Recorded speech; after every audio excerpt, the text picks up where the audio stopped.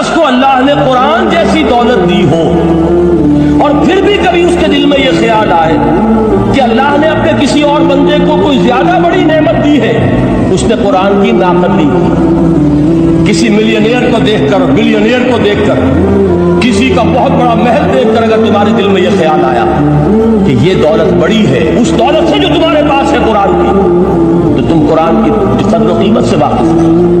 تمہیں معلوم کیا کہ یہ کتنی بڑی دولت ہے؟ یہ در حقیقت شرح ہے انہی الفاظ قرآنی کی کہ فَبِذَلِكَ فَلْيَفْرَحُوا هُوَ خَيْرٌ مِّمَّا يَجْمَعُونَ۔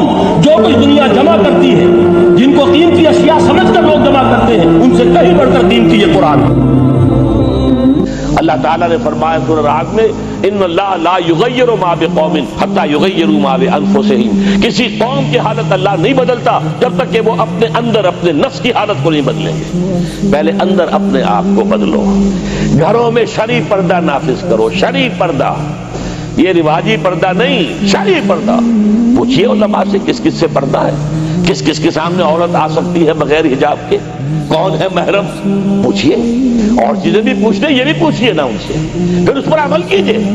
اگر آپ اپنے گھر کے اندر پردہ نافذ نہیں کرتے اور شکوہ کرتے جی بڑی عریانی دنیا میں پھیل رہی ہے، تو آپ کو شکوہ کرنے کا حق نہیں۔ عریانی ہے، بے حجابی ہے، بے پردگی ہے، فحاشی ہے، پھیل رہی ہے، کیوں؟